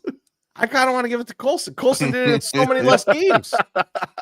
He was 2 behind him, like 70 less games. That's true. That's true. MSS, your judgment. Where do you want this to go? Lenine or Colson? Okay. So I'm going to be like the Academy.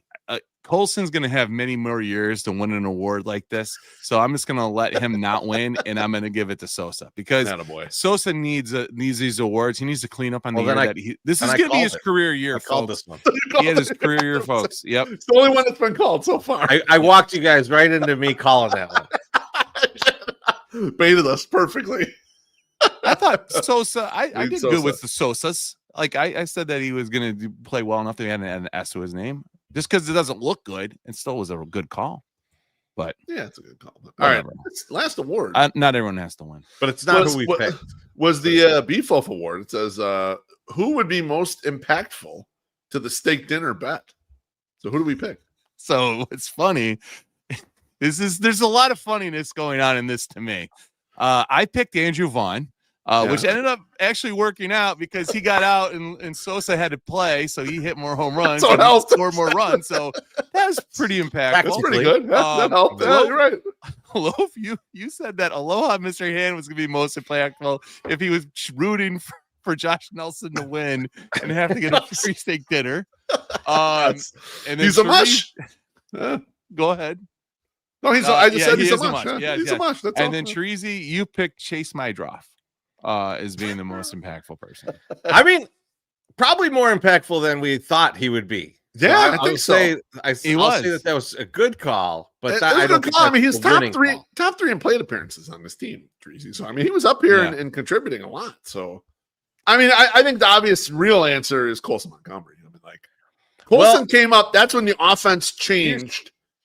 He came up July 4th. That's when the offense changed and started to become an offense that could get over the number that I needed and end up getting over it by 91 runs. You know, that's a good call. I looked at it a little bit differently. I looked at like who spent a lot of time on the field and contributed a good amount of runs and RBIs, and that's Miguel Vargas to me. So he scored 80 times. I didn't realize he had that many runs. He led the team. Yeah. Holy shit. Yeah. So he getting on base a lot helped. Yeah. Oh yeah. No, absolutely. And so and then he still had 60 RBI too. So to me, that's the biggest contributor because the whole bet is run based, right? It's just runs scored. Yeah, so he scored the most. I would go Vargas. I'm fine giving it to Vargas there. Actually, yeah, I think you guys are both correct. That live show had all kinds of crazy questions. Like, I reached out to Tom Fornelli. How many stress pounds would James Fegan gain during the season? Yes, and he gave me over under 9.5. 9.5 pounds. We don't see James in forever. Oh, we saw him for a second at the patio thing. But I didn't talk to him. So but he sat down, and as we know, Loaf, when you're sitting down, you look as fat as ever, especially if you're on TV with Ken. That's correct. And he's like training for a marathon too. I don't think we would have predicted that. So like, I don't know. But he still looked fat enough. He might have gained 10 pounds. We have no idea. So. Well, folks, that was fun. That was good. Those were good awards. We gotta figure out something for January.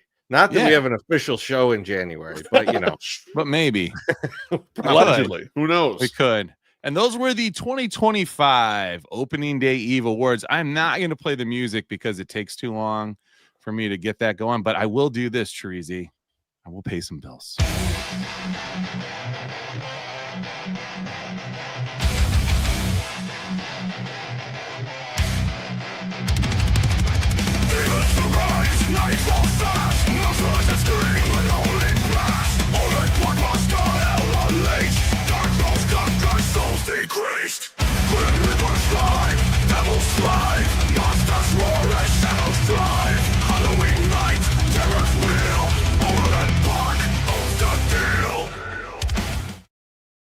Yeah. I was just down at Mazda on Tuesday, and folks, that parking lot is filled with new and used vehicles that you should get your ass in immediately. I told my guy Loaf, you will be greeted by one of the most milfiest milfs when you walk right into Mazda of Orland Park. She will tell you exactly where to go. You even told Eric how much I love the MILFs. You know, I did. Well, I did not. Let him know, you know. I don't do those things. I know the code and I follow the code, unlike somebody that just went to Africa. I know it and I follow it. I did both things. But folks, there is a lot of cars down there ready for you. Vehicles, you have electric, you have the hybrids, you got all the. You just like burning gas. You say fuck dinosaurs. They totally exist. Fuck you, Carl Everett. They got tons of cars that run just on gas. Chorizo, what are we doing next? it's time for the stupidest shit we read on the internet this week. BeefLoaf, what's the stupidest shit you read on the internet this week? Well, I got a little history here, and so I figured I would bring this up because a lot of people didn't believe me when I was reporting things about squirrels in the park at Armour Park. And then I see this little thing from the New York Post. Oh, no. And the tweet says, zombie squirrels covered in oozing warts spotted sulking through U.S. backyards. And you can see the image there if you're looking on YouTube. Squirrels covered in pus-filled wart-like tumors have been spotted skulking through backyards across the United States, according to a report. The grotesque-looking gray squirrels, photographed in states like Maine and across parts of Canada, have appeared in recent months with oozing sores and hairless patches on their heads and limbs, the Daily Mail reported, sending a flurry of social media using spotting critters on Reddit and X. Photos and reports of the afflicted squirrels date back to mid-2023, but sightings have surged again this summer, the outlet says. At first, I thought it was eating something from my front beds, but then I realized it was on its face, one Reddit user on July 23rd spotted a gray squirrel with a tumor on its mouth, said, according to the outlet. Some have dubbed the critters zombie squirrels, but wildlife experts claim the animals are likely suffering from squirrel fibromatosis, a viral skin disease, and the outlet reported. The virus spreads through direct contact between healthy squirrels and the lesions or saliva of infected squirrels, mimicking herpes transmission in humans. The virus is often confused with squirrel pox, which is more common in the UK and can be fatal to red squirrels. But the wart-like tumors, they ooze fluid. The skin condition often clears up on its own, but in severe cases, the growths can affect internal organs and lead to death. They look extremely scary, but they're harmless to humans, pets, and birds. Boys, when I said there was squirrel-looking rats in the park, I'm telling you, man, squirrels are up to some shit right now, all right? There's some bullshit going on with squirrels all over. I walked past a squirrel at Armour Park, and it was eating a strawberry, and it was looking at me, and it didn't even care. It just fucking ate away, and it was like, yeah, fuck off, or whatever. Zombie squirrels are taking over. And look, you guys should be careful out there, okay? It's enough of that picture. Be careful out there for these squirrels. You don't know what's going on with these animals, man. Stay the fuck away from them. You don't know what they've been doing. And they got big warts on there. And you love zombies anyway, Chorizy. So why don't you take a picture? Is this? Don't be a coward, all right? Is this what happened to your eye, that you were like kissing a squirrel and then your eye got all fucked up? I mean, you know what? I never get that close to squirrels, but look at that shit. That do look like what happened to my eye. God damn it, man. It's like, what the Maybe fuck? I'm a zombie too. Fuck. You need to stop going to these goddamn parks and eating shit you find on the ground, apparently. Like squirrels. What are you doing out there? You're doing an old man walk and you're eating a fucking half-eaten burrito. Farts and everything. And all of a sudden your eyes are blowing up and it's not good. Like you got herpes. I don't know. bro. You got to be careful. Please. We want you. We need you. We need you around. We need you around here. So Look, please. Stylo, when Stylo was going, the White Sox were hitting the shit out of the ball. Then when it It's went away, true. they got in a slump. So I got to save Stylo for next year. Don't worry. Now, Beef, did the article say if those squirrels are safe to eat? Or are those should we keep? Cousin Eddie believes they're high in cholesterol, so you shouldn't eat them. You got to be careful. True. But no, Oh, he don't eat. you know what? those It no said more. it's basically harmless. I mean, it's like, you get a little skin irritation or whatever, and it doesn't mean anything, but it is contagious for the other squirrels. They can catch it from each other. Yeah. But it that's sounds like usually how only it in is. rare cases is actually some sort of big deal. But look how mean- terrifying them goddamn things look. Like, Yeah. you looked in your backyard and saw that shit, you're going to go get a pellet gun and shoot that motherfucker. You don't want them anywhere near your house. I just predict. You'd I feel think good you'd about kill it yourself with a doing pellet it gun. too. You'd probably feel good You about would, yourself. but then You you're got like, to it put might out be a a- zombie, so it might not matter. You got to figure out another way to kill it. Who knows? You got to chop its head off. That's right. Please kill me. I'm a monster. I mean, that's the vibe. That's the vibe it gives. Yeah, no, it really does. It's It fun. does. MSS. It's fucking terrifying. What's the stupidest shit you read on the internet this week? The war in Afghanistan, the Vietnam War, and Nicki versus Cardi. Nicki Minaj and Cardi B have been fighting since 2017. It's the third longest war in U.S. history, if you Google things. So what sparked this feud this time around? The feud reignited around Cardi B's new album, Am I the Drama, which debuted at #1 and hit double platinum status. Nicki posted a tweet referencing $4.99, seen as a jab at the album's promotional price, along with other cryptic lines like never provoke a writer when they're writing. She also used altered lyrics from Cardi's Bing song Magnet in her post, mocking lines like A, B, C, D, E, F, G, and making comments about falling off the charts with a big belly. How did Cardi respond? Well, Cardi fired back quickly, slamming Nicki for dragging her pregnancy into the mix. She accused Nicki of going to different fertility doctors and claimed that medical issues with perks scrambling your eggs were involved. She also reworked lines from Magnet calling Nicki Cocaine Barbie and referencing Nicki's brother criminal conviction and her husband's legal past. Nicki's brother was accused of molesting a child. So it got a little deep. Cardi challenged the fairness of comparing the careers, saying that Nicki should be measured alongside her contemporaries, which are Rihanna, Drake, and Taylor Swift, not younger artists like herself. The escalation in the personal attacks, things only got darker, and they got dark pretty fast. They started dragging each other's family and children into the insults. Nicki reportedly called Cardi's daughter a roach and ugly, using demeaning language about her. Cardi retaliated by referencing allegations about Nicki's son or fertility and made pointed remarks about Nicki's medical past. Cardi told, as you can see in the tweet, like that her son's favorite color is 5. And there's allegations that Nicki Minaj's son is autistic, which I don't agree with Cardi B making fun of an autistic child, but I can't say for certain whether or not he is autistic. Because of the involvement of children, many observers call the back and forth gross, low, and too far. The feud is layered on top of years of tension and rivalry between them, which includes the 2018 Fashion Week altercation, lyric battles, interview, and lingering fan wars. Unlike some prior disputes that stayed more in music or public statements, this round went deeper into personal territory, pregnancy, fertility, children, and legal histories. Both sides are experienced in public feuds and know how to play the media, but this one may mark one of the more intense and raw exchanges of dates. But it is the stupidest thing that I have read on the internet this week, and I took a lot of time. Loaf. I think I got to read some of those tweets there. Those are for show. The guy that brought up Cardi B last week. We all know what this is about.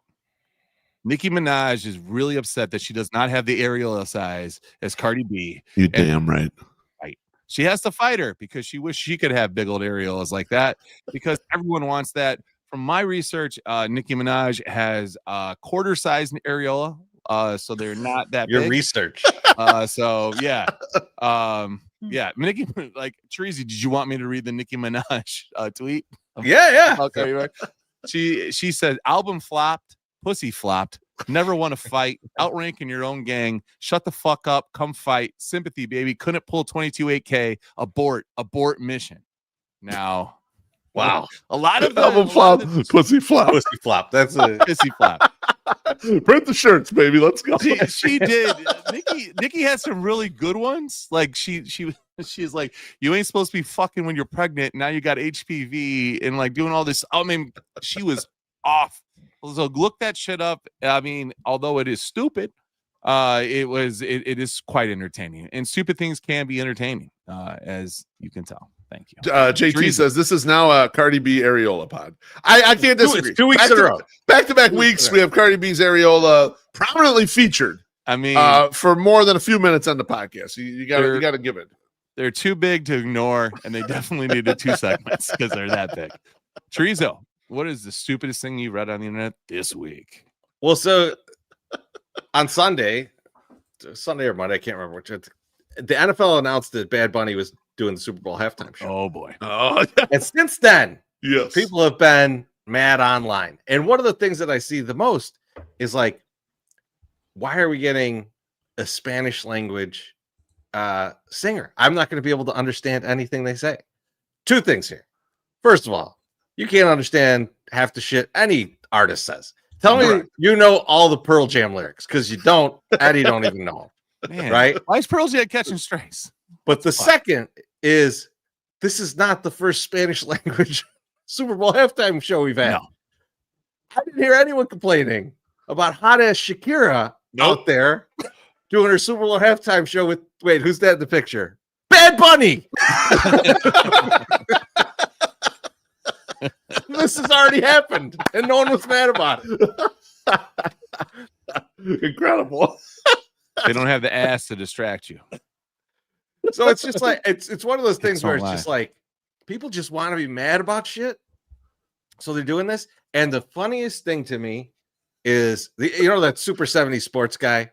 He's one of these guys that's gonna be mad about this for sure.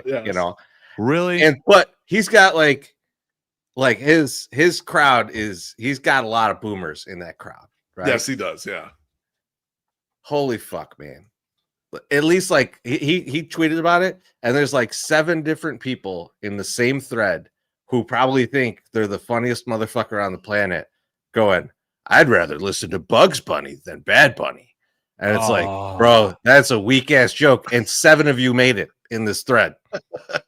Like, I'm glad you know where to find the Bugs Bunny gift, but fuck, this is not a funny joke. This is a dumb joke, and you're all in on it, and you're copying it from each other. This is a sad state of affairs if you think you should be in charge of this. The other piece too, on the other side of this too, is that the people that are like the maddest are like the people that boycott the NFL constantly. Right. Like anything NFL related, like, I haven't watched the game in 12 years. Well, then why the fuck do you care who's right the Super Bowl halftime show? Yes. You ain't gonna be watching. You're all right. It's weird. You'll be okay. Doing a Super Bowl halftime show, kind of anyways. Just in general. Like, it's 20 minutes of the season. You shouldn't have put a lot of stock in your watching experience of the whole season for that 20 minutes where you're probably taking a shit or getting I was going to say the Super Bowl halftime has a lot of optionality. If you don't know or like the artist, you can go and get yourself some food, get some beer, go to the kitchen, do this or whatever, get ready, and then you come back and watch the rest of the game. If you want to watch the artist, you get in on it. There's been years where there's been crappy artists I'm not interested in, and I just don't watch it. I go in the other room. It's fine. Like, I don't understand. I've never understood the outrage of that, because they're never going to hit everybody on the Super Bowl halftime show. I mean, it's impossible. It's absolutely impossible to do. And the NFL knows what they're doing here. They're trying to stretch out their audience. They have the biggest audience. Yes. They can do whatever the fuck they want. And their thought is, I want even more. Give me even more of that market share. Who are the people that aren't that interested but kind of interested? Those are the people I want, and they want to put them in the halftime show.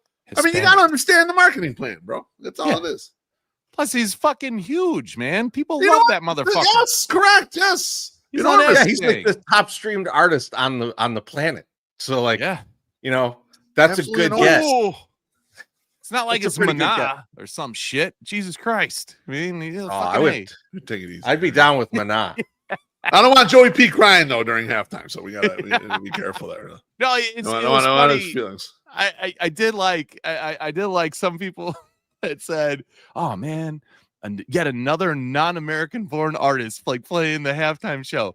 No, motherfucker, he's from America. Like he's born here. He's 100% from here. Like, you know who was it? The fucking goddamn Rolling Stones that you all seem to love. Or you too. They're fucking British. Exactly. Yeah, you too. There's like so many people that are not from here that played the halftime Did show. McCartney did a halftime show, right? Yes. Yeah. Like So I would say stupid shit. Shakira. I'm starting to think that most halftime shows are not Americans. People don't Big chunk, apparently. Rihanna's from Barbados. That's true. It's like She's not there's just like all these things. Like it's fucking so stupid, and it's so stupid to even get upset about it. Why are you even getting upset about it? Because you know what you should be doing at that point. You shouldn't even know what you're doing because you should be drunk as fuck at that point. Go and take a piss. You should be looking at your squares and seeing how you're going to get a chance to win. Getting in the next line card, man. Don't worry about all that shit. Sneaking out with your younger cousins and having cigarettes in the back of the house or something. You know, do some fun shit. Go take an edible with your fucking crazy uncle, great uncle.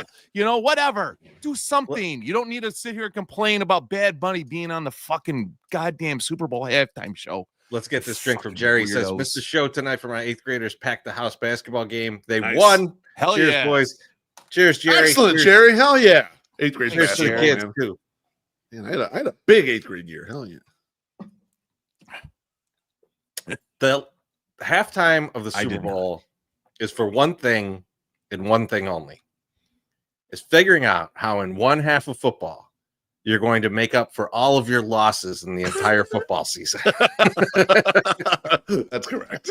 You better be putting it all on the line to break even this season. So Truly things have never been said. It's a double or nothing moment. Shit. All right. I think that's it for that segment. Let's get to the we haven't done this in a couple weeks here. Yeah. Thank yous and GFYs. BeefLoaf. Who are you thinking are GFY? I'm going to thank the big homie, Matt Crawford, for coming out and breaking bread with me before I had to go to a Cubs game for a work outing. It was good to see him, good to hang with him.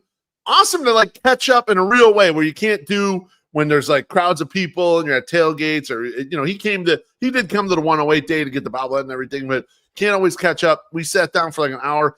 I heard some crazy fucking stories from him. Oh, White Sox related stories that I don't feel comfortable telling you guys.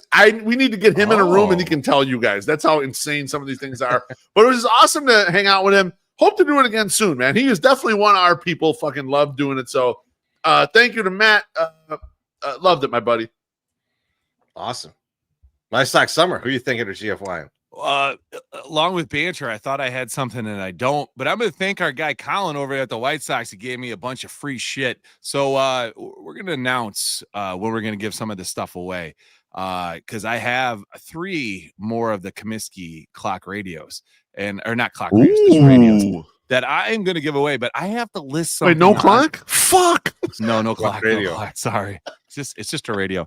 But I need to list something on the site. So we're gonna put some new stuff on the merch site that we've been sitting on for about 4 or 5 years. So I'm gonna sell some of these things and I gotta put it up there and I'm gonna add in the first few buyers are gonna win something. So but yeah, remember you head over to 108.ing/merch, you can purchase our bobblehead. So if you did not get our bobblehead, they are available for purchase right now. Do not complain to me. This will be my GFI. Go fuck yourself if you think you're going to get it for cheaper than what I just put it on the site for, because you're not.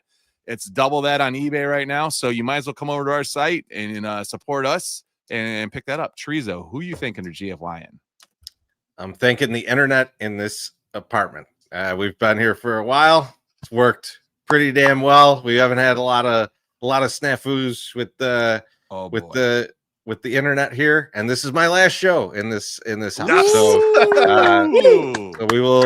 we'll see how it goes when I get to Bridgeport. You guys, I worry. I might get BeefLoaf internet. I might get MSS internet. We don't know yet. You never know. We don't know yet. So we're gonna see how it goes. But thank you to the internet here. It has worked out pretty well. And thank you to everybody out there for listening tonight, and everybody who bought those bobbleheads. Those bobbleheads are up for just a little while longer. Go to 108.ing/merch. Get your bobblehead while it's available. Talk to everybody soon. In the city of Chicago, back in the day, there was a ball player. They called him Jizz. They said playing for the White Sox, he had a certain flair. He hit 69 home runs, man, that ain't fair. He swung that bat like a wild tornado storm. Every time he stepped up, he smashed it. It was the norm. The ladies in the stands, they couldn't help but stare. The legend of Alejandro Jizz spreading everywhere. Ooh, Alejandro Jizz got the magic touch. On the field, he was a king.